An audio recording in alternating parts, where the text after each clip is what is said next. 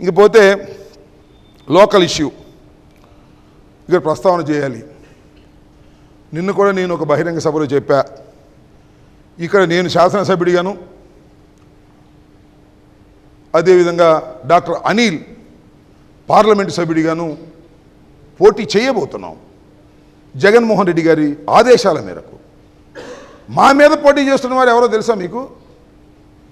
వాళ్ళిద్దరి పేర్లు నిన్ను ఉచ్చరించను. నా మీద ఎమ్మెల్యేగా పోటీ చేస్తున్న వ్యక్తి కాంగ్రెస్ పార్టీలో పుట్టాడు, కాంగ్రెస్ పార్టీలో పెరిగాడు, కాంగ్రెస్ పార్టీలో మంత్రి అయ్యాడు. ఆయన ఆ పార్టీ నుంచి ఆ పార్టీకి, ఆ పార్టీ నుంచి ఆ పార్టీకి వెళ్ళి ఇప్పుడు సైకిల్ పార్టీకి వచ్చి నా మీద పోటీ చేస్తున్నాడు. మీ ఇద్దరు ఒకే పార్టీలో ఉన్నాం. ఇన్ని పార్టీలు మాడినటువంటి వ్యక్తి విశ్వాసం లేని వ్యక్తి. కాంగ్రెస్ పార్టీ అంత పెంచితే కాంగ్రెస్ పార్టీ మీద విశ్వాసం లేని వ్యక్తి. ఒక పార్టీ జాతీయ అధ్యక్షుడిగా చేస్తే ఆ జాతీయ అధ్యక్షుడిగా ఉండి ఆ పార్టీకి ద్రోహం చేసిన వ్యక్తి, ఏ పార్టీకి విశ్వాసం లేని వ్యక్తి విశ్వాసఘాతకుడు అని నేను చెప్తున్నా.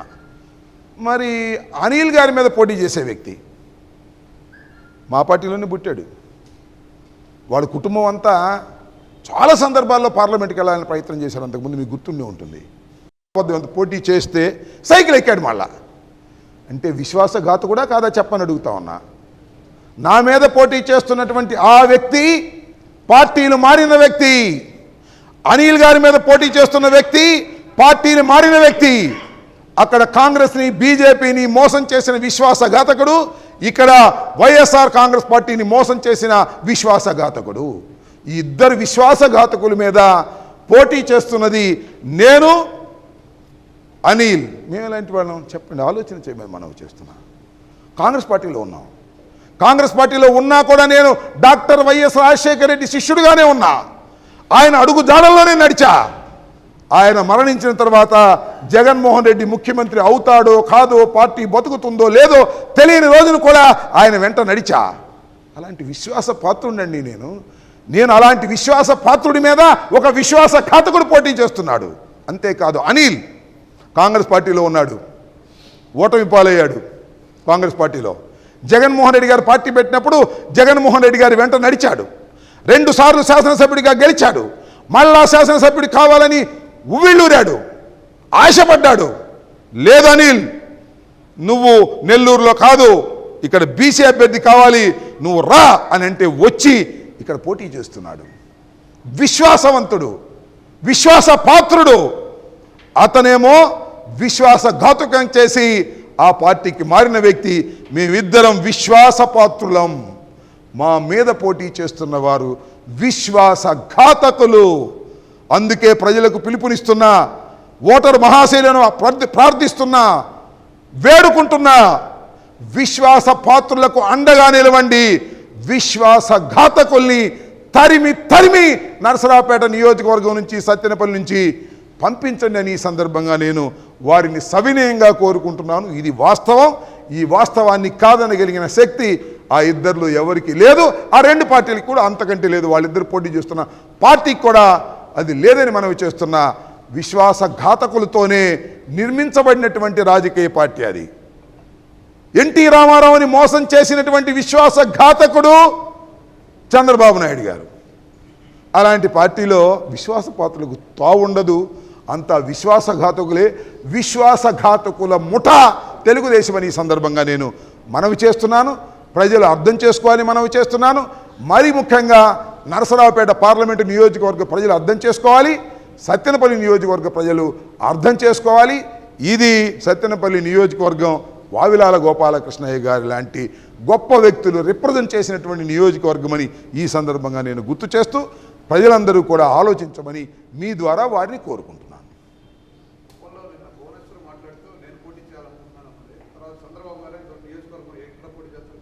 చంద్రబాబు గారు ఖండించలేదు. దిస్ ఈజ్ ఫైనల్ నేను అనుకుంటున్నా. భువనేశ్వర్ గారు ఏమన్నారు? మా ఆయన రెస్ట్ తీసుకుంటాడు అంది, నేను ఇక్కడ పోటీ చేస్తానన్నారు. చంద్రబాబు గారు నేను రెస్ట్ తీసుకొని నేను పోటీ చేస్తాను అనలా. Is taking rest, is happy to take rest. ఆయనే కాదు, ఆయన పార్టీ కూడా హ్యాపీ టు టేక్ రెస్ట్. ఇది ఆలోచించి వారు చెప్పించినటువంటి మాటే కానీ ఏదో భువనేశ్వరి గారు పక్కన అలా అనుకోకండి. ఒక భువనేశ్వరి గారు చంద్రబాబు నాయుడు గారి సతీమణి, ఎన్టీ రామారావు గారి కుమార్తె, లోకేష్ గారి తల్లి ఆ మాట అంది అంటే చాలా ఆలోచించుకుని అన్నారు. చంద్రబాబు నాయుడు గారు నాకు తెలిసి he will exit from the politics అనేటువంటి భావన కలుగుతుంది. కాకపోతే ఈ పార్టీ ఖండించి ఉండేవాళ్ళని కూడా నేను అనుకుంటున్నా. Is no more in politics లాగా కనిపిస్తుంది.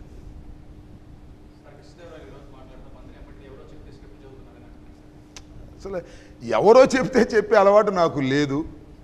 నా మనసులో భావాలను నేను వ్యక్తం చేస్తాను. పార్టీ లైన్ కూడా నేను తెలుసుకుంటాను. పార్టీ లైన్ తెలుసుకుని అలా మాట్లాడతాను తప్ప నేను చెప్పిన దానిలో అవాస్తవం ఉంటే చెప్పమనండి ఎవరినైనా. ఆయన విశ్వాసఘాతకుడు కాదా? నా మీద పోటీ చేస్తున్న వ్యక్తి విశ్వాసఘాతకుడు కాదా? ఎక్కడైనా విశ్వాసంగా పనిచేశారా? విశ్వాసంగా పనిచేయటువంటి ఏంటి?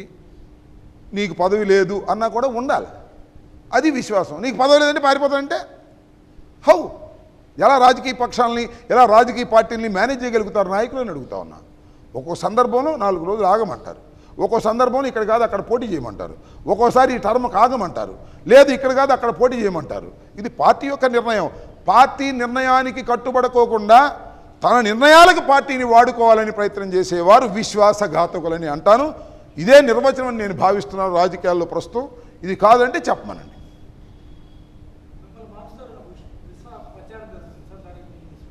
ఏ ప్రచారం?